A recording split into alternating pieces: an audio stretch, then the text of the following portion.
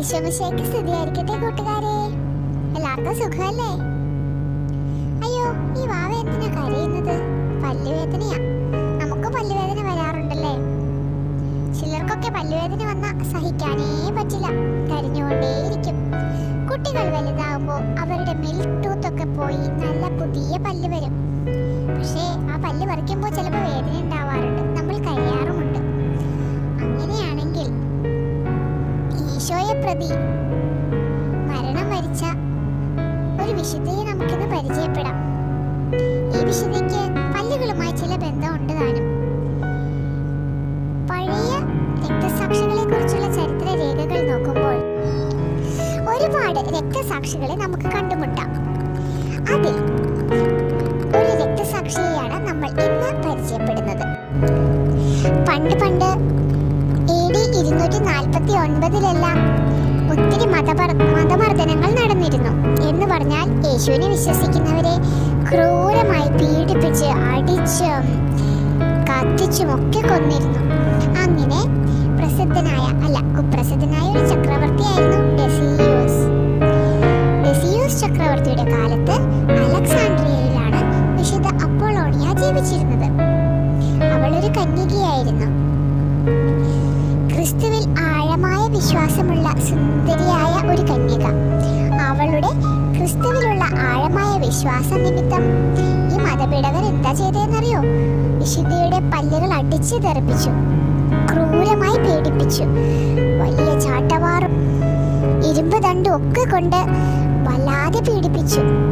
അത് മാത്രമല്ല, ദൈവത്തെ നിന്ദിച്ച് സംസാരിച്ചില്ലെങ്കിൽ വിശുദ്ധയെ കത്തിക്കൊണ്ടിരിക്കുന്ന ചിതയിലോട്ട് ജീവനോടെ എറിയുമെന്ന് ഭീഷണിപ്പെടുത്തുകയും ചെയ്തു.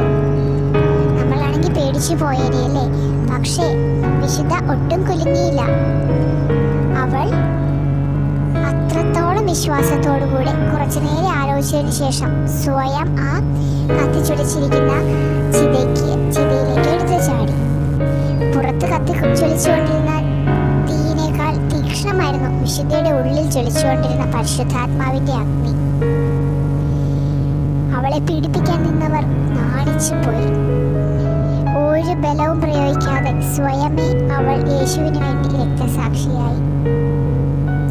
അതുകൊണ്ട് തന്നെ ഈ വിശുദ്ധയെ രക്തസാക്ഷികളുടെ ഗണത്തിലാണ് നമ്മൾ വണങ്ങുന്നത്.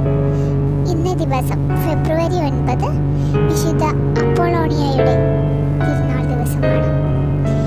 ഈ വിശുദ്ധ നമുക്കെല്ലാം ഒരു മാതൃകയാണ്.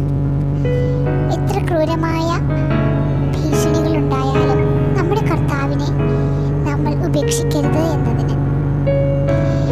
ഈ വിശുദ്ധയുടെ മധ്യസ്ഥം നമ്മൾ യാചിക്കുന്നത് എന്തിനാണെന്നറിയാമോ? പല്ലുവേദനയുടെ ശമനത്തിനായി. കാരണം അവളുടെ പല്ലുകൾ ഓരോന്നും ക്രൂരമായി തല്ലിക്കൊഴിക്കപ്പെടുകയാണ് ഉണ്ടായത്. അതുകൊണ്ടാണ് ഒരു ചവണയുമായി നിൽക്കുന്ന രീതിയിൽ വിശുദ്ധയെ നാം ചിത്രങ്ങളിലെല്ലാം കാണുന്നത്. നമുക്കും പല്ലുവേദനയൊക്കെ വരുമ്പോൾ വിശുദ്ധിയോട് പ്രാർത്ഥിക്കാം. കുട്ടികൾക്ക് എപ്പോഴും വരുന്നതാണ് പല്ലുവേദന, അവർക്ക് എപ്പോഴും വിഷമം ഉണ്ടാക്കുന്നതാണ്.